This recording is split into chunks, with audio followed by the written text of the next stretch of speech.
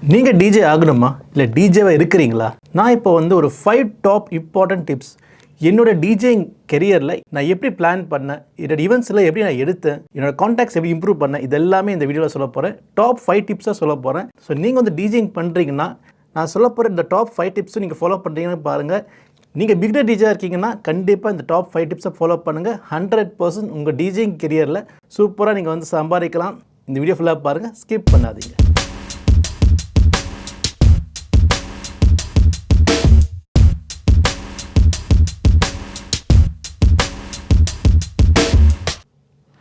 Hey guys, welcome to VM DJ Academy. நான் DJ ராகுல். Top 5 tips of DJing என்னோட எக்ஸ்பீரியன்ஸை நான் ஷேர் பண்ண போகிறேன். 1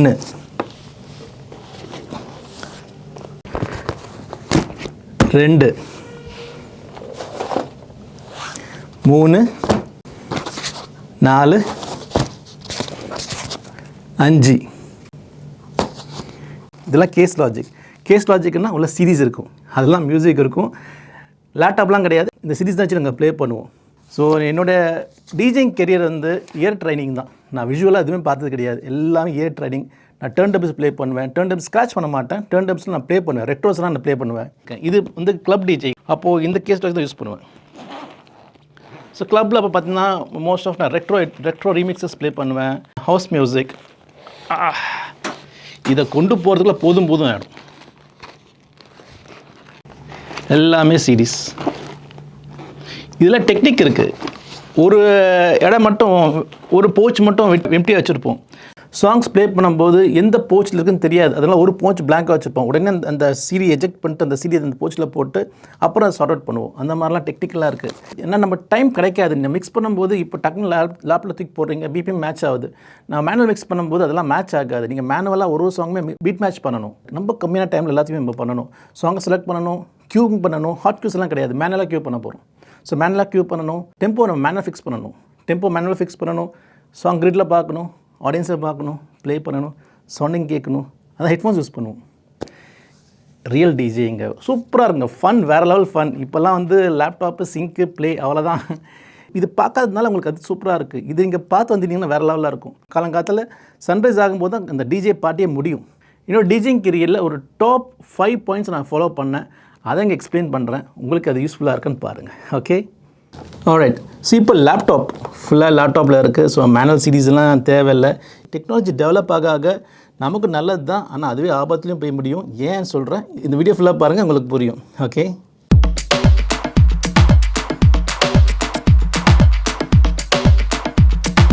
ஃபஸ்ட்டு டிப், நான் என்னோடய ஃபாலோ பண்ண டிப்ஸ் தான் நான் சொல்ல போகிறேன். இது என்னுடைய idea, the way I came இன். நான் ஸ்டார்ட் பண்ணதை பற்றி தான் சொல்கிறேன், உங்களுக்கும் யூஸ்ஃபுல்லாக இருக்கலாம். ஃபஸ்ட்டு டிப், டிஜேயிங்கில் நீங்கள் பேசிக்ஸ் கரெக்டாக தெரிஞ்சுக்கணும். பேசிக்ஸ் ரொம்ப ரொம்ப இம்பார்ட்டன்ட். பேசிக்ஸ்னால் என்ன? சாங் ஸ்ட்ரக்சர், டெம்போனா என்ன, கீ என்ன, உங்களோட எக்யூப்மெண்ட்டை பற்றி தெரிஞ்சுக்கோங்க. டிஜே கண்ட்ரோலில் என்னென்ன ஃபீச்சர்ஸ் இருக்குது, இது எப்படி யூஸ் பண்ண தெரிஞ்சுக்கோங்க. உங்களோட டிஜே கண்ட்ரோலில் ஃபுல்லாக தெரியாமல் ப்ளே பண்ணிங்கன்னா அப்போ பேசிக்ஸே இன்னொன்று வீக்காக தான் இருக்கீங்க அர்த்தம்.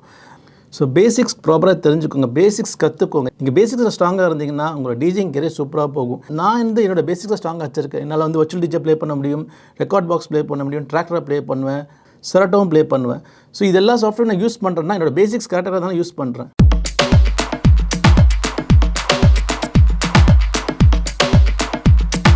செகண்ட் இம்பார்ட்டன்ட் டிப் என்னென்னா, நீங்கள் வந்து ஒரு நாளைக்கு 2 ஷோ 3 ஷோ பண்ண சான்ஸ் கிடச்சதுன்னா பண்ணுங்கள். நான் தான் ஷோ பண்ணிட்டேன், இந்த மாதம் சம்பாரிச்சிட்டேன்னு யோசிக்காதீங்க. எப்போல்லாம் ஷோ கிடைக்குதோ அதை பண்ணிவிடுங்க. ஏன்னா இப்போ நீங்கள் சூப்பர் ஸ்டாராக இருக்கலாம் டிஜேயில், ரொம்ப நாள் இருக்க முடியாது. அப்புறம் உங்களுக்கு ஈக்குவலாக இல்லை உங்களுக்கு பெட்டராக ஒருத்தர் வந்துடுவான், அதுக்குள்ளே நீங்கள் சம்பாதிச்சிடுங்க. என்னோடய டிப் அதான் சொல்கிறேன். ஏன்னா நம்ம வந்து டிஜே இண்டஸ்ட்ரியை பொறுத்த வரைக்கும் பார்த்தீங்கன்னா, டிஜே இண்டஸ்ட்ரி மட்டும் இல்லைங்க, இந்த என்டர்டைன்மெண்ட் இண்டஸ்ட்ரியே பார்த்தீங்கன்னா யாரும் ஸ்டேபிளாக இருக்க மாட்டாங்க. ஸ்டேபிளாக இருக்கணும்னா நீங்கள் வந்து அதுக்குன்னே பொட்டன்ஷியல் கொடுத்துட்டே இருக்கணும், ஹை போயிட்டே இருக்கணும். நீங்கள் வந்து ஒரு கிளைண்ட் வச்சுருக்கீங்கன்னா அந்த கிளைண்ட்டை வந்து ஹோல்ட் பண்ணிகிட்டே இருக்கணும். யாராவது நடுவில் உள்ளே வந்து ஷோ எடுத்துட்டாங்கன்னா உங்கள் கிளைண்ட் மிஸ் ஆகிட்டாங்கன்னா மறுபடியும் கிளைண்ட் இருக்க கஷ்டமாக இருக்கும். ஸோ அதனால் வந்து உங்களை முடிஞ்ச அளவுக்கு ஹார்ட் ஒர்க் பண்ணுங்கள். அந்த கிளைண்ட் கூப்பிட்றாங்க, ஒரு வெண்டர் கூப்பிட்றாருன்னா உங்களால் டைம் இருந்துச்சுன்னா நீங்கள் ஃப்ரீயாக இருந்தீங்கன்னா போய் பண்ணுங்கள். இல்லை எனக்கு சம்பாரிச்சிட்டேன், இந்த மாதம் எனக்கு போதும் அப்புறம் பார்த்துக்கலாம் நினச்சிங்கன்னா அடுத்த தடவை அந்த ஈவெண்ட் உங்களுக்கு வராது. So hard work is very very important. Delegation, சொன்ன டைமுக்கு நீங்கள் கண்டிப்பாக அங்கே போய் இருக்கணும். 6 மணிக்கு உங்களுக்கு கூப்பிட்றாங்கன்னா 6 மணிக்கு போயிடுங்க. யாரும் இருக்க மாட்டாங்க, கரெக்டு தான், இல்லைன்னு சொல்ல வரல. நீங்கள் போகிறது நம்ம வேலை. நமக்கு வந்து ஒரு டைம் கொடுத்து வர சொல்கிறாங்கன்னா, அது போய் தான் ஆகணும். ஒரு வழி இல்லை. அங்கே யாருமே இல்லை, நான் சும்மா தானே இருக்கேன்னா, தட்ஸ் செகண்டரி ஆப்ஷன். இப்போ நான் ஈவெண்ட் எடுக்கிறேன்னா, நான் உங்களுக்கு வர சொன்னால் வரணும். அதுதான் டைமிங். உங்களுக்கு புக் பண்ணுறதே அப்படி தானே புக் பண்ணுறாங்க. ஒரு டைம் கொடுக்குறாங்க. 6லேருந்து 10 மணிக்கு, 6லேருந்து 11 மணிக்கு டைம் கொடுக்குறாங்க. 11 மேலே போயிடுச்சுன்னா ரிக்வெஸ்ட் பண்ணுவாங்க. அப்போ நீங்கள் டிமாண்ட் பண்ணலாம். நான் சொன்ன 11 தான், எப்படி நீங்கள் எக்ஸ்ட்ரா டைம் கேட்குறீங்கன்னா அப்போ டிமாண்ட் பண்ணலாம். அந்த extra 1 hour it's up to you. நீங்கள் நினச்சா ப்ளே பண்ணலாம், இல்லைனா க்ளோஸ் பண்ணலாம், இல்லை டிமாண்ட் பண்ணலாம். ஸோ நீங்கள் கேட்டுக்கலாம். நீங்கள் வந்து டைமிங்ஸ் கேட்டுக்கலாம். ஒரு 5 மணிக்கு வர சொன்னாங்கன்னா 5 மணிக்கு போயிடுங்க. ஏன்னா அதுதான் உங்களுக்கு புக் பண்ணுறாங்க. அங்கே போயிட்டு யாருமே இல்லை, நான் சும்மா நினைக்கணும்னு அவங்க ப்ரியாரிட்டிக்கு புக் பண்ணுறாங்க. நீங்கள் ஈவெண்ட் மேனேஜராக இருந்தால் உங்களுக்கு தெரிஞ்சிருக்கும் என்ன பிரச்சனை அங்கே வரும்ன்றது. அதனால வந்து அந்த மாதிரி சொல்கிறாங்க. ஸோ ப்ரையாரிட்டியாக இங்கே போய் நில்லுங்க. எப்பயுமே அது ஒரு பெனிஃபிட் தாங்க உங்களுக்கு. It's always a benefit. நீங்கள் ஆன் டைமில் போகிறீங்க, எந்த இஷ்யூ இல்லாமல் நீங்கள் வந்து முன்னாடி போய் நிற்கிறீங்கன்னா they'll respect you. இதெல்லாம் நான் பண்ணியிருக்கேங்க. நான் வந்து 5 மணி ஷோக்கு முன்னாடியே போய் நிற்கிறேன். வேறு ஏதாவது வேலை இருந்தாலும் முடிச்சுட்டு போயிடுவேன். நான் கரெக்ட் டைமுக்கு போயிடுவேன். அந்த மாதிரி பண்ணுறதுனால இந்த கிளைண்ட்டுக்கும் டிஜிக்கும் நல்ல ரேப்பாக இருக்கும். நிறைய ஷோஸ் உங்களுக்கு கிடைக்கும். ஸோ அது ரொம்ப ரொம்ப important. So hard work and discipline is very very important DJing. So கண்டிப்பாக இதை ஃபாலோ பண்ணுங்கள்.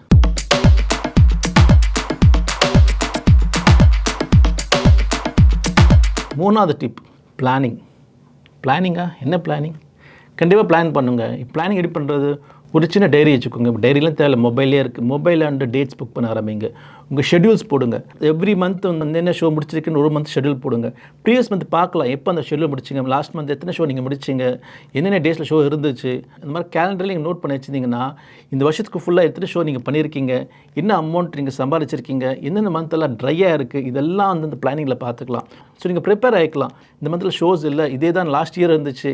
லாஸ்ட் இயர் நீங்கள் பிளானரில் பார்க்கும்போது என்னென்ன ஷோலாம் பண்ணியிருக்கீங்க, யாருக்கெல்லாம் ஈவெண்ட் பண்ணியிருக்கேன்னு தெரிஞ்சிடும். ஸோ எவ்ரி மந்த் நீங்கள் வந்து அவங்களுக்கே பண்ணுறீங்களா, புது கிளைண்ட்ஸில் உள்ள வராங்களா, இதெல்லாமே வந்து பிளானிங்கில் இருக்கணும். உங்களோட மொபைல் கேலண்டர்லேயே நீங்கள் வந்து டேட்ஸை லாக் பண்ணி வச்சுக்கலாம். இன்றைக்கி ஷோ பண்ணிங்கன்னா அந்த மொபைல் டேலில் என்ன ஷோ பண்ணேன், யாருக்காக பண்ணேன், நோட் பண்ணுறது ரொம்ப ரொம்ப இம்பார்ட்டன்ட். நம்ம ரிவைஸ் பண்ணி பார்க்கலாம். நீங்கள் எத்தனை ஷோஸ் பண்ணியிருக்கீங்க, என்ன அமௌண்ட் வந்திருக்கும் உங்களுக்குன்றதை ப்ராப்பராக கேல்குலேட் பண்ணலாம். இது ரொம்ப ரொம்ப இம்பார்ட்டன்ட். ஷோ வரதா நான் பண்ணிட்டேன்னா அவ்வளோதான் முடிஞ்சிச்சு, நான் நோட் பண்ணல, இதெல்லாம் பண்ணாதீங்க. ப்ரொஃபஷனல் டிஜே ஆகணும்னு நினச்சின்னா இது கண்டிப்பாக பண்ணி தான் ஆகணும். எல்லா ப்ரோ டிஜேஸும் பார்த்தீங்கன்னா அவங்க டைரி ஒன்று வச்சுருப்பாங்க, இல்லை மொபைலே வந்து ஃபுல்லாக டேட்டா வச்சுருப்பாங்க, என்ன பேமெண்ட் கூட போட்டு வச்சுருப்பாங்க. எவ்ரி இயர் உங்களோட ஃபைனான்ஷியல் க்ரோத் டிஜேயில் எந்த அளவுக்கு நீங்கள் சம்பாதிக்கின்றதை தெரிஞ்சிக்கலாம். ஸோ டிஜேயில் க்ரோ ஆகிறதுக்கு உங்களோட பீக் டைம் தான் இம்பார்ட்டன்ட். நீங்கள் நல்லா பிஸியாக இருக்கீங்களா, இப்போயும் நிறைய ஷோஸ் எடுத்து பண்ண ஆரம்பிச்சிருங்க.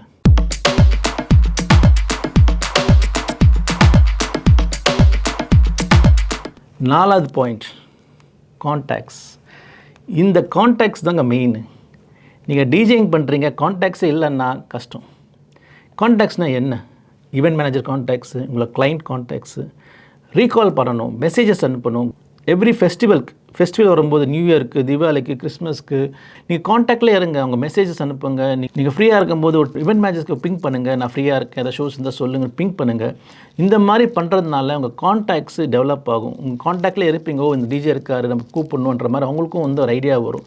நீங்கள் எவ்வளோக்கு கான்டாக்ட்ஸ் சேர்க்குறீங்களோ அவ்வளோக்கு உங்களுக்கு வந்து பிஸ்னஸ் நடக்குங்க. உங்கள் ஃபோன் எடுத்து பாருங்கள், எத்தனை பேர் உங்களை பிஸ்னஸ் கொடுக்குறாங்க பாருங்கள். 10 பேர் இருக்காங்களா, 5 பேர் இருக்காங்களா பாருங்கள். வருஷம் இல்லை மாதம் அந்த கான்டாக்ட்ஸ் இன்க்ரீஸ் ஆகணும். Vendor contacts, event manager contacts, most of vendors ரொம்ப இம்பார்ட்டன்ட். வெண்டர்ஸ்னால் சவுண்ட் எக்யூப்மெண்ட்லாம் வச்சுருப்பாங்க பார்த்தீங்கன்னா, அவங்க ரெண்டில் கொடுப்பாங்க, அவங்களோட கான்டாக்ட்ஸ் இம்பார்ட்டண்ட்டாக இருக்கும். கிளைண்ட்ஸ் கொடுக்குற கான்டாக்ட்ஸு, ஈவெண்ட் மேனேஜர்ஸ் கான்டாக்ட்ஸ் வச்சுக்கோங்க. ஈவெண்ட் மேனேஜர்ஸ் தான் உங்களை வந்து வேறு லெவல் கொண்டு போவாங்க. ஏன்னா அவங்க நிறைய ஈவெண்ட்ஸ் இருப்பாங்க. நீங்கள் தமிழ் தவிர்த்து எல்லா சாங்ஸுமே ப்ளே பண்ணலாம். வெட்டிங் டிஜேன்றது ஒரு 25% ஆஃப் டிஜேயிங் பார்ட் தான். கார்பரேட் இவெண்ட்ஸ் இருக்குது, காலேஜ் கல்ச்சரல் இருக்குது, கேம் ஷோஸு, ரெஸ்டோ பார்ஸ், இங்கெல்லாம் நிறைய ஷோஸ் பண்ணலாம், அங்கெல்லாம் சம்பாதிக்கலாம். எங்கெல்லாம் நம்ம ஷோஸ் கிடைக்குமோ அங்கெல்லாம் சம்பாதிக்கணும். என்னோட மோட்டிவேட்டிவ், நான் டிஜே பண்ணும்போது ஒரே ஒரு தாட்டில் தான் இருந்தேன், நான் சம்பாதிக்கணும், எப்படியாச்சும் சம்பாதிக்கணும். ஃபேமை பற்றி நான் யோசிக்கவே இல்லை, பேமெண்ட்ஸ் பற்றி யோசித்தேன் நான். அதாவது ஃபேம் எப்படின்னா, வந்து நிறைய ஷோஸ் பண்ணுவீங்க, நான் பேமெண்ட் கிடைக்காது. அவங்களே சொல்லுவாங்க, நான் ஃபேமஸ் ஆக்கிட்டேன், நான் நாலேஜ் கிளப்பில் உன்னை கூப்பிட்டு ப்ளே பண்ணி வச்சுருக்கேன், நான் அதுக்கு பேமெண்ட் கொடுக்கணும் அப்படி சொல்லுவாங்க. இன்னொரு தாட் வந்து கிளப் டிஜே ஆகணும், பெருசாகணும்லாம் கிடையாது, நல்லா சம்பாதிக்கணும். ஸோ நான் அப்படி தான் வந்து பிளான் பண்ணி போயிட்டே இருந்தேன். நான் வந்து சம்பாதிச்சா தான் எனக்கு ரெண்ட்டை நான் கொடுக்க முடியும், அப்போ தான் நான் ஃபேமிலி சப்போர்ட் பண்ண முடியும். அன்றைக்கி ஷோ முடிச்சா தான் எனக்கு பெட்ரோல் காசே போட முடியும். அன்றைக்கி ஷோ முடிச்சு கையில் கொடுப்பாங்க, அதில் தான் நான் வந்து பைக் பெட்ரோலில் போடுவேன். ஸ்டார்டிங் நான் வந்து 500 rupees சார்ஜ் பண்ணியிருந்தேன். அப்புறம் 750, 1500, 3000 ஒரு ஷோ ஜஸ்ட் ப்ளே பண்ணிட்டு வரத்துக்கு 3000, 5000, 8000, 10, 15 இந்த மாதிரி என்னோடய பேமெண்ட் இன்க்ரீஸ் ஆச்சு. நான் ஷோ பண்ணால் 10,000 ரூபாய், நான் ஷோ பண்ணால் 15,000 ரூபாய். அந்த அளவுக்கு நான் என்னோட கான்டாக்ட்ஸை டெவலப் பண்ணி வச்சிருந்தேன் ஈவென்ட் மேனேஜர்ஸ் கிட்ட இருந்து. அப்புறம் நான் ப்ரைவேட் இவெண்ட்ஸ் இருக்க ஆரம்பிச்சிருக்கேன். ப்ரைவேட் இவெண்ட்ஸ்லாம் 35,000 மினிமம் ஷோ 35,000 என்னோட ரேஞ்ச் அப்படின்னு லாக் பண்ணி வச்சிருந்தேன். எனக்கு வர கிளைண்ட்ஸ்லாம் அப்படி தான் இருந்தாங்க. இந்த டிஜேயிங் பண்ணும்போது என்னோட தாட்ஸ் ப்ராசஸ் பார்த்திங்கன்னா வேறு என்ன பண்ணலாம், ஒரு டிஜே பண்ணிட்டு இருக்கோம், சப்போஸ் டிஜே வரல என்ன பண்ணலாம். அப்போ நான் வந்து ஸ்டுடியோ ரன் பண்ணுறேன், மியூசிக் கிளாஸஸ் ரன் பண்ணுறேன்.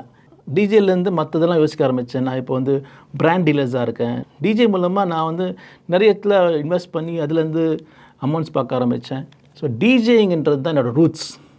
டிஜேயிங்னால தான் எல்லாமே இப்போ நீங்கள் பார்க்குறீங்களா, எக்யூப்மெண்ட்ஸ்லாம் பார்க்குறீங்களா, இது ஒன்று ஹார்ட் ஆன் மணி. நான் வந்து பணக்காரலாம் கிடையாது. நானும் 50 ரூபாய்க்கு பெட்ரோல் போட்டவன் தான்.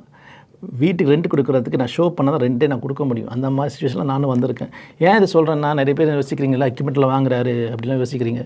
எல்லாமே என்னோடய ஹார்ட் ஆன் மணி. நான் டிஜேயில் சம்பாதிச்சது தான். அதை சம்பாதிச்சு நிறைய பிளானிங் பண்ண ஆரம்பித்தேன். நான் எங்கே இன்வெஸ்ட் பண்ணால் பெஸ்ட்டாக இருக்கும், எதுக்கு நான் இன்வெஸ்ட் பண்ணலாம், நான் சவுண்ட் எக்யூப்மெண்ட் வாங்கினேன், ஸ்டுடியோ வச்சுருக்கேன். ஸோ நிறைய இடத்துல இந்த டிஜியில் சம்பாதிக்கிறதுலாம் அதில் போட ஆரம்பித்தேன். நான் வந்து 2,000 ரூபாய் சம்பாதிச்சேன்னா அதில் 500 ரூபாய் சேவிங்கில் போட்டுருவேன். 10,000 ரூபாய் சம்பாதிச்சுன்னா 2,500 ரூபாய் சேவிங்கில் போட்டுருவேன். ஸோ இந்த மாதிரி தான் என்னோடய டிஜேயிங் கெரியரை நான் வந்து பிளான் பண்ணி ப்ரோக்ரஸ் பண்ணேன். இப்போ நான் இவெண்ட்ஸ்லாம் பண்ணுறேன், ப்ரைவேட் இவெண்ட்ஸ் எல்லாம் பண்ணிட்டு தான் இருக்கேன். ஸோ நீங்கள் உங்கள் டிஜேயிங் கெரியரை எப்படி கொண்டு போகிறது தான் கான்செப்ட். நீங்கள் ப்ராப்பராக கொண்டு போனீங்கன்னா வேறு லெவலில் நீங்கள் வந்து பெர்ஃபார்ம் பண்ணலாம், வேறு லெவலில் நீங்கள் சம்பாதிக்கலாம். கண்டிப்பாக அது பண்ண முடியும்.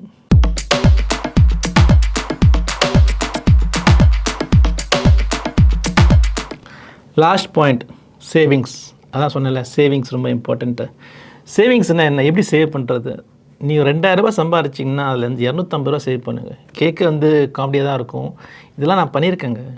இதெல்லாம் நான் அந்த மாதிரி பண்ணி தான் நான் வந்து ஒன்று ஒன்றா வாங்க ஆரம்பித்தேன். வீட்டுக்கும் ரெண்ட்டு கொடுக்கணும், என்னோடய தேவையான செலவுகளும் எடுத்துக்கணும். பைக் செலவு இருக்குது, மற்றபடி அவுட்ஃபிட்ஸ் எல்லாம் இருக்குது, அதெல்லாம் நான் எடுத்துக்கணும். அது தவிர்த்து சேவிங்கும் பண்ணணும். ஸோ அதனால் வந்து சேவிங்ஸ் ரொம்ப ரொம்ப இம்பார்ட்டன்ட். நீங்கள் ஒரு மாதத்துக்கு 30,000 வருதா, அதில் 5,000 ரூபாய் எடுத்து வச்சுருங்க. மேபி உங்கள் சோன் இன்வெஸ்ட்மெண்ட்டுக்கு தேவையாக இருக்கலாம், லைட்டிங் தேவையாக இருக்கலாம். எப்போயுமே டிஜேயிங் கூட சொல்ல முடியாது நமக்கு. அப்போது அந்த காசு ரொம்ப ஹெல்ப்ஃபுல்லாக இருக்கும். சேவிங் பண்ண ஆரம்பிங்க. சேவிங் பண்ணலன்னா டிஜேயிங் கெரியரில் ரொம்ப கஷ்டப்படுவீங்க. எப்போ ஷோ வரும், எப்போ ஷோ வராதுன்னு தெரியாது. ஈவெண்ட்ஸ் வந்துச்சுன்னா சூப்பர், ஈவெண்ட்ஸ் வரலன்னா என்ன பண்ணுவீங்க? அப்போது இந்த சேவ் பண்ண காசு ஹெல்ப்ஃபுல்லாக இருக்கும். அதுவும் இல்லாமல் இங்கே இன்வெஸ்ட் பண்ணலாம், சவுண்ட் எக்யூப்மெண்ட் இன்வெஸ்ட் பண்ணலாம், லைட்டிங் இன்வெஸ்ட் பண்ணலாம். ஸோ இந்த 5 டிப்பு நீங்கள் ஃபாலோ பண்ணுங்கள். நீங்கள் வேறு லெவலில் டிஜேயிங் பண்ணலாம். ஃபஸ்ட்டு பேசிக்ஸ், செகண்ட் பார்த்தீங்கன்னா ஹார்ட் ஒர்க். இது ஒன்றும் டிப் கிடையாது, கண்டிப்பாக யூஸ் பண்ணி தான் ஆகணும். 3வது பிளானிங். ஈவெண்ட்ஸ் பிளான் பண்ணுங்கள். ஒரு டைரி எடுத்து வச்சுக்கோங்க, இல்லைனா ஃபோன்லேயே பிளான் பண்ண ஆரம்பிங்க. ஃபோன்லேயே உங்கள் புக்கிங்ஸ் எல்லாம் போட்டு வைங்க.